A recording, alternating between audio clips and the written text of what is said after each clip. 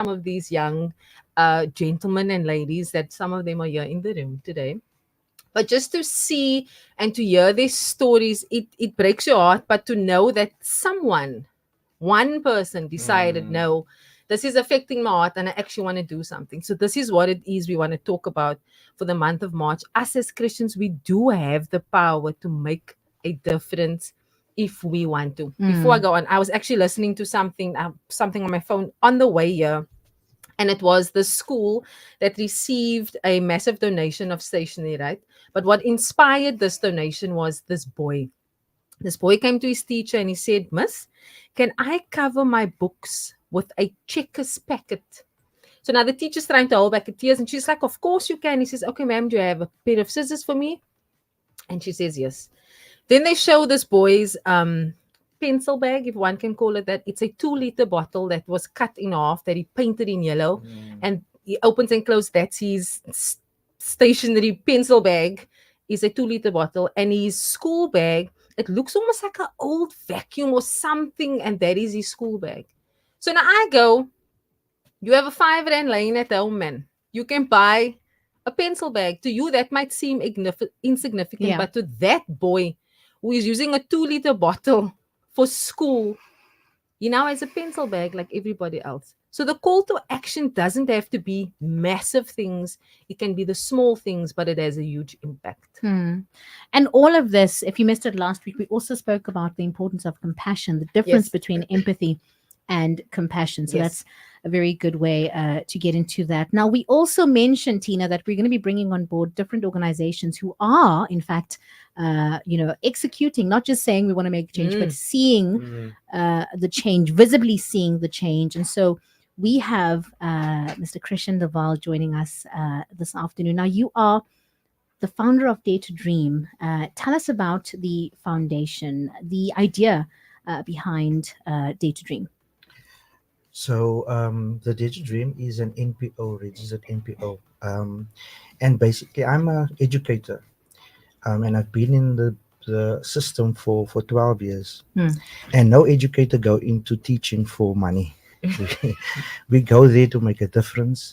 We go there because we're passionate about either language, but at some point it's about the child that we want to groom, that we feel we can we can make a difference. And what better way to do it than through the system of education? But for me, there was a spiritual dimension to that as well. As a believer, the word says that Christ in you, the hope of glory. And I just felt that there's something more that I can give other than just following the curriculum and doing the daily operations of a teacher. And that is what spiraled into Dare to Dream, where I saw the need within the community that I work, Kafta, Lavender Hill, Steenberg. And I saw the very stats that Tina just read now, those 98%. I see it. It's different to hear it, but to live it. I think that's why Christ came down. It's he had to come and live. He had to come and experience the 3 levels of humanity. He had to feel. And that's why John also, when he writes about Jesus, he so passionately writes about, I felt him. We saw him. There's a different element once you're involved in the situation. And so, that is in essence why Dare to Dream started, because I saw that need within our community to have something different for our kids. Speaking of something different, before I hand over to Romeo, what are some of the programs that you have incorporated into Dare to Dream, and maybe activities that you find are helpful and conducive to the environment? So I focused my what I do.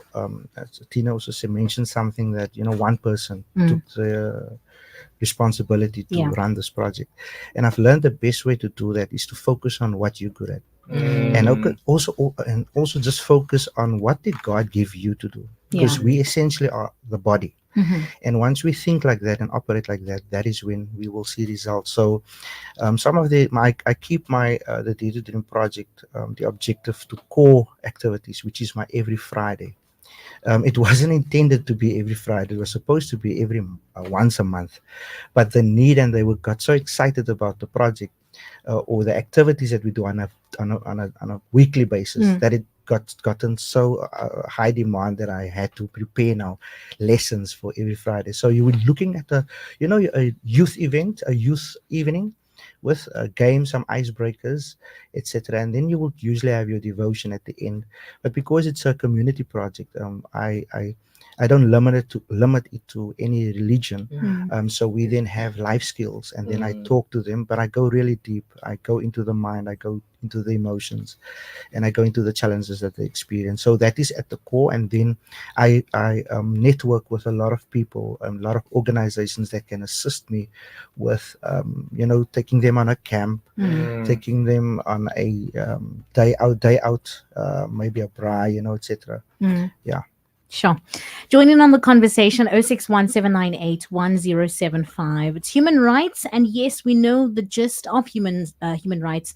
And it talks about freedom and our history, but also bringing it into the context of believers, the responsibility to really make the change. And as Christian mentioned, we've been blessed with gifts that we can use to change the community and to start somewhere.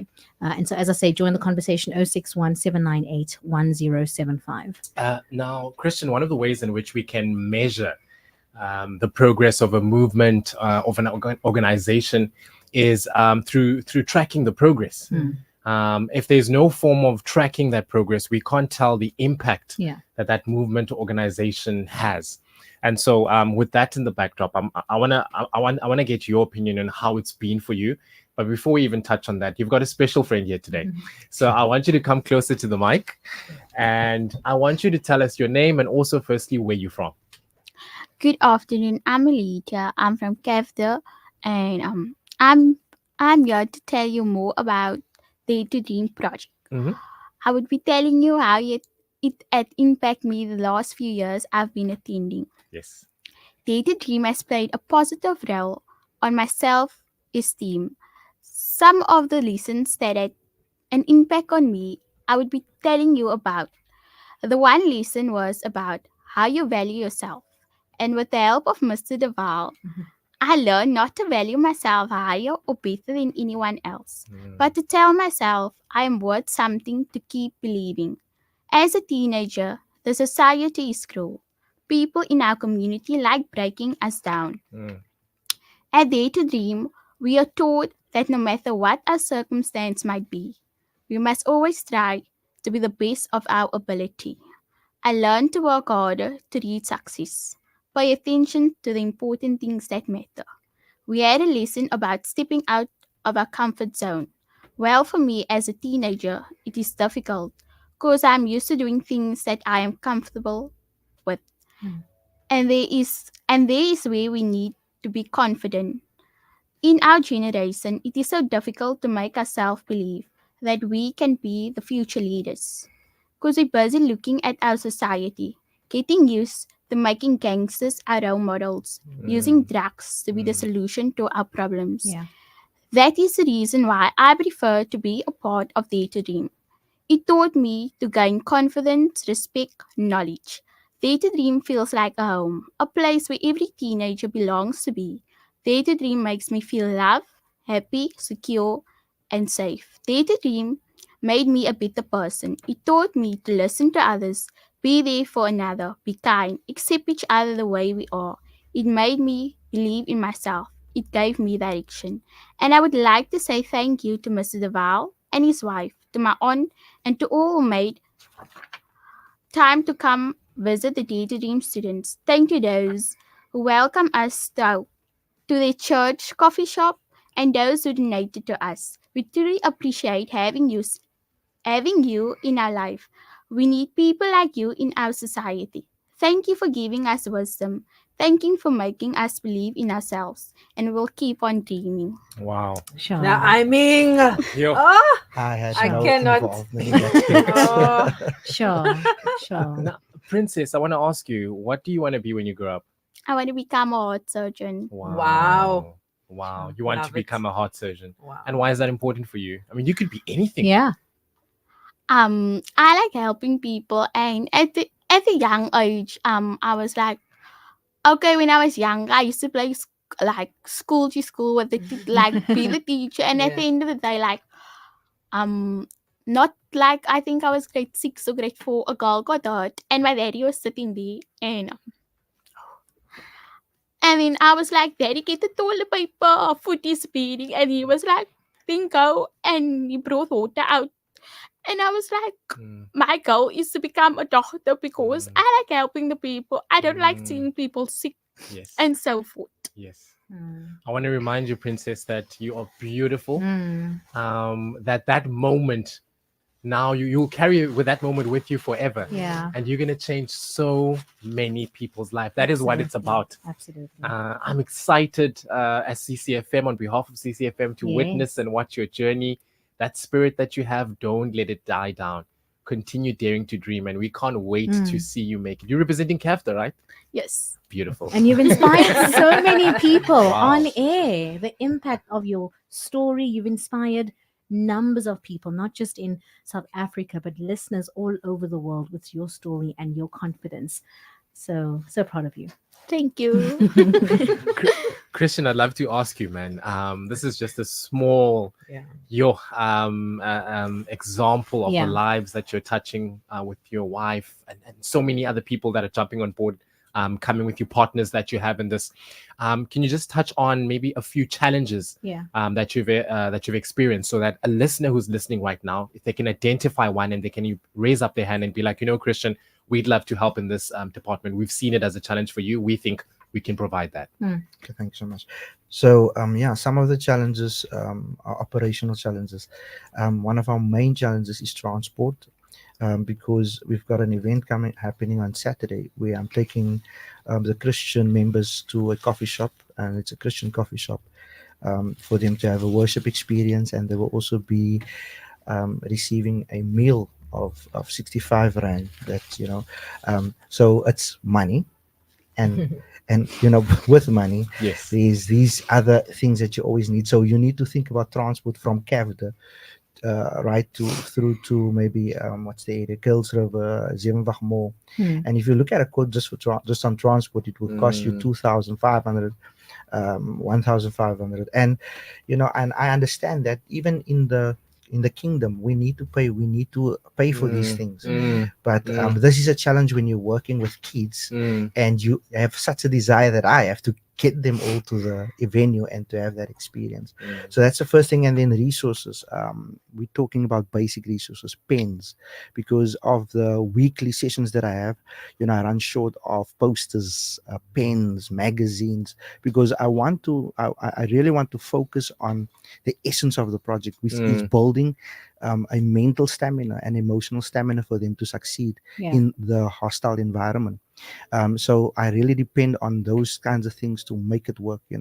So balls, any resources that will help, that comes into play on a practical level. And then obviously that includes resources as well, stationery as well, and then people, organizations that can partner with us. People that does sessions, seminars, come on board and join hands with us and come and find out what the operational hours are, and then come and partner with us. Before I hand over to Tina again, to any last words on your side, I'd love to find out from you, Christian, what is your information? In fact, actually, before I even ask you your contact details, if a listener is sitting right now, who can join in terms of a student? Is it any age? Is it just high school? Is it in the area? What's the kind of criteria that you look at in terms of who can join? And then after that, you can follow up by mentioning your email address or your website or anything like that you have that we can contact you on. Perfect. So the entry level is grade 7.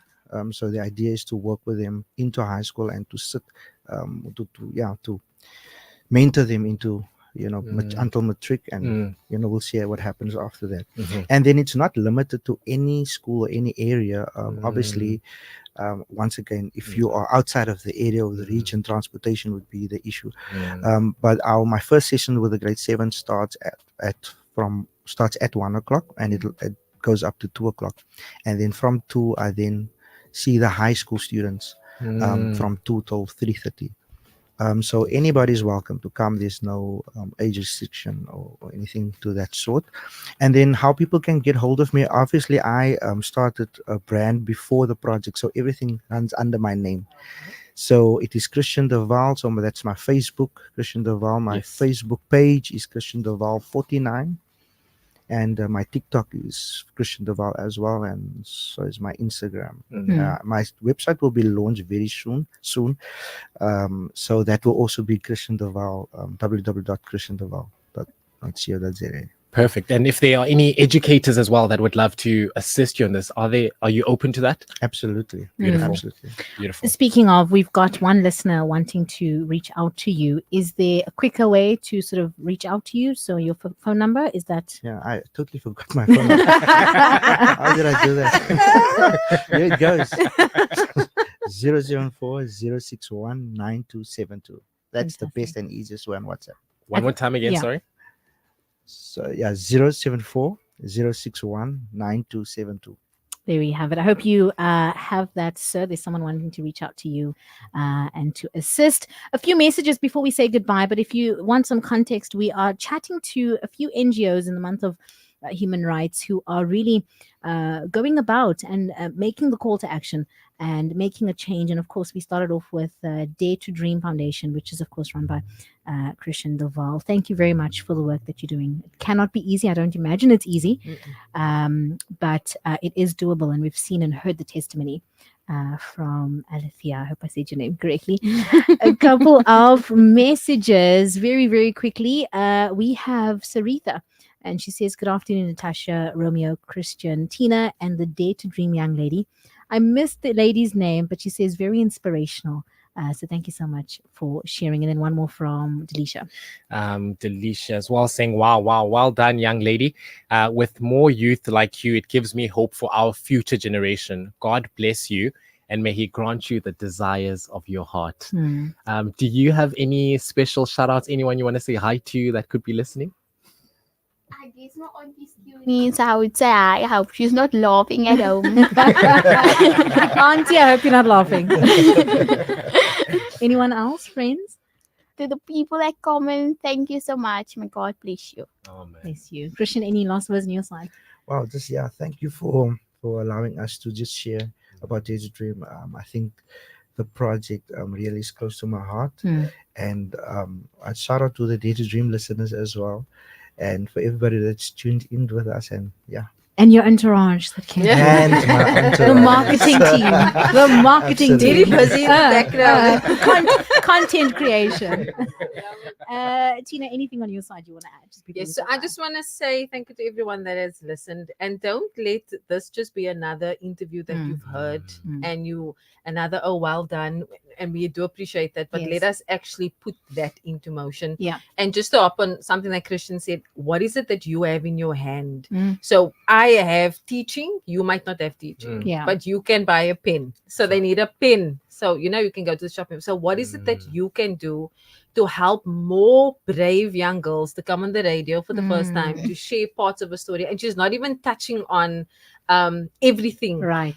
Because sometimes what happens is, because the kids must go back to the same situation, we feel like the impact doesn't matter. But the seeds that you plant, if you keep watering those seeds, Absolutely. it has to grow. That's just nature. That's how it works. Yeah. So we must keep them in prayer. We must keep them on our minds, so that when they go back and face the same situation in the world that we don't live in, that they will remember the seeds that they learn every single Friday at Dare to Dream, 1:00 till 3:30.